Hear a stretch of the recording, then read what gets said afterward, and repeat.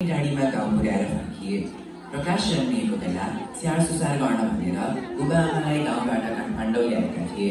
कोठा नजिकैको बारमा आमा सुशीला र बुबा चन्द्र छोरा प्रकाशलाई साइकल सिकाउँदैछन्। अब छोराले सजिलै साइकल चलाउन सकिहाल्छ नि। अस्ति मैले सिकाएँ, आज हजुर सिकाइछु। ल मजाले चलाऊ, मैले समाइरहेको छु। डराउनु पर्दैन। गच्च गच्च गच्च मेरो छोराले चलायो। पैडल घुमाऊ, मजाले चलाऊ। तिमीलाई चलाउन आयो। गच्च गच्च गच्च मेरो प्राण, मेरो भविष्यको बुबा कस्तो ठकै लाग्यो। साइकल सिक्दा अलिअलि ठकै लागिहाल्छ नि। एकपटक फेरि चलाऊ, आफै चलाऊ, तिमीलाई आइसक्यो। बुबा, हाम्रा हजुरआमा कहाँ जानुभयो? किन चाहियो? जहाँ गए पनि खुरु साइकल चलाऊ। यो साइकल मेरो जन्मदिनमा हजुरबुवाले किनिदिनु भएको होइन, मैले बिर्सेको छैन नि। उहाँहरू टाढा जानुभयो। साइकल सिक्ने बेलामा किन अनावश्यक कुरा सम्झेको? एकपटक फेरि एकाग्र भई चलाऊ। सधैँ तिमीलाई साइकल सिकाएर बस्नु फुर्सद हुँदैन कि हामीलाई। ल अब चलाउन आइसक्यो तिमीलाई। गजबसँग चलाउन सक्छौ। मजाले चलाऊ। बाबु धेरै टाढा नजाऊ है। तिमीले साइकल चलाउन सिक्यौ। आई लभ यु मेरो छोरा। बाबु धेरै टाढा नजाऊ है। आई लभ यु मेरो छोरा। मजाले चलाऊ। होस गरेर चलाऊ है। बाबु धेरै टाढा नजाऊ है। बाबु धेरै टाढा नजाऊ है। किन आउनु भएको सहरको रमझम छोडेर? एक्लै बस्न सकिन्छ यहाँ? म उता आफ्नो घर हेर्नु कि यता तपाईहरूलाई? आफ्ना सासू ससुरा पनि हिँड्न सक्नुहुन्न। रहरले आएको हो र? तिरस्कार खपेर कति बस्नु? देखि सहरनान कहिले के दोष लाउँछन्, कहिले के दोष लाउँछन्। 3-3वटा छोरा छन् काठमाडौँमा, तर किन कुनैले हेरेनन्? 3 महिना एउटा कहाँ बस्यो नि। यत्रो वर्ष राखेर यस्तो बुढेसकालमा किन गाउँ पठाएको होला? कस्ता नालायक रहेछन्।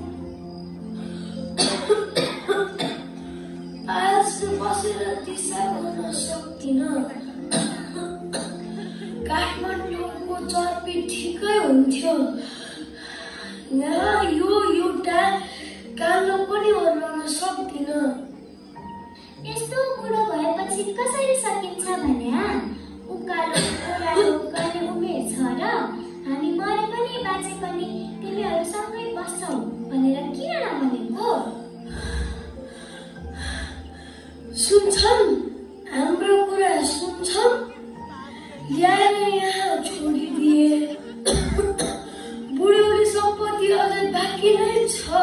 छोरी होस्, तेरो पनि कर्तव्य बन्ला। अब के गरौँ त हामी?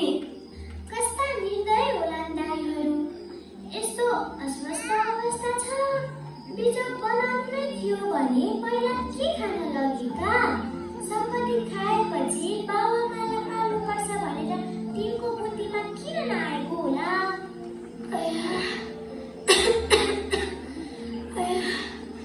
मलाई पनि श्वासको समस्या छ, त्यसैले अक्सिजन लगाउनु पर्ने हुन सक्छ।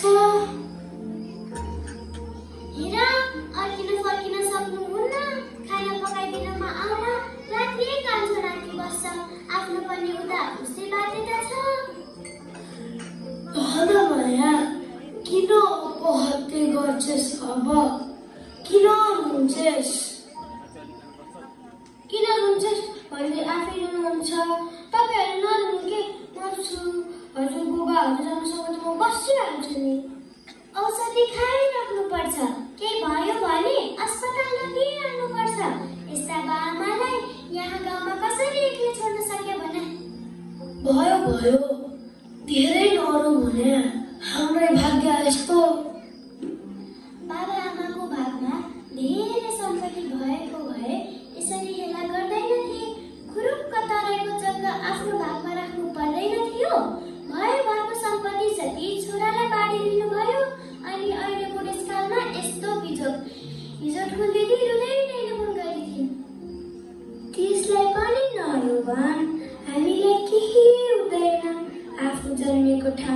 नि हो, यही नरौला के भयो र?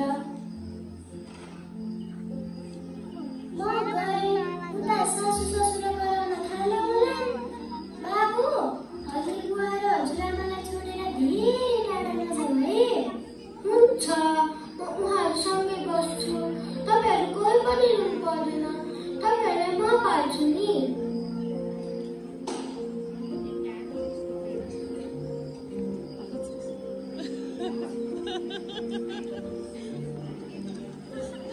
एक दिन राति सुतेकै ठाउँमा धनमाया र सूर्य परमधान भए, अर्थात् उहाँहरूको मृत्यु भयो। हजुरबुबा, हजुरआमा, के भयो? उठ्नु न, छिटो उठ्नु न। के भयो तपाईँहरूलाई? किन नबोल्नु भएको? हजुरबुबा, हजुरआमा, पानी खाने हो?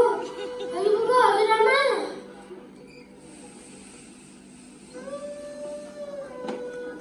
बुबा चन्द्र र आमा सुशीलालाई काठमाडौँ फर्काए।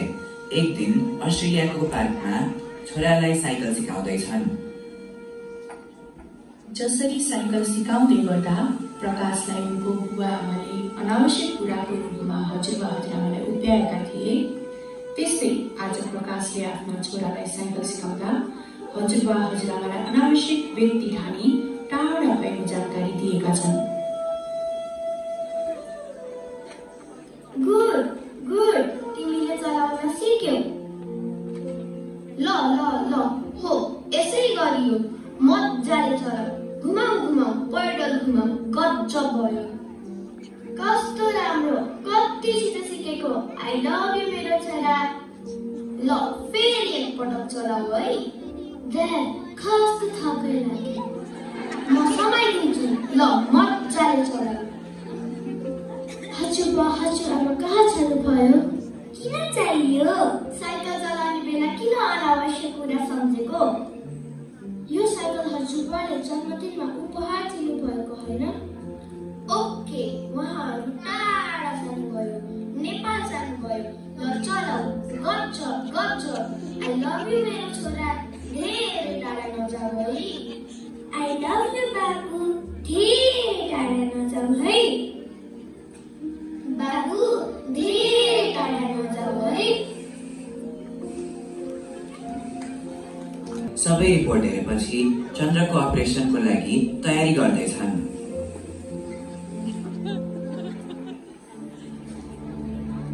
अपरेसन गर्नुपर्छ। तपाईँहरूका आफन्त को छ यहाँ? हाम्रो आफन्त हामी नै हो, अरू कोही छैन। म छु त डाक्टर साहब। अरू किन चाहियो? मेरो मतलब छोरा छोरी स्वास्थ्यको हेरचाह गर्ने मान्छे चाहियो नि। उनीहरू टाढा भयो, धेरै टाढा।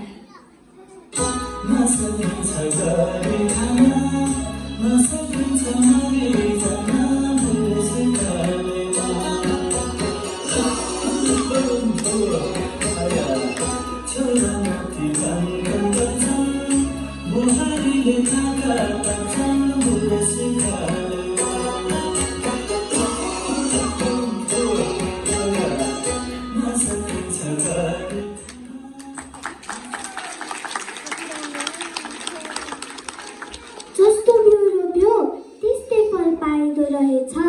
सानो छँदा सन्तान टाढा जालान् कि भन्ने चिन्ता ठुलो भएपछि सन्तानको मनबाट बा आमा कति पत्तै नहुँदो रहेछ।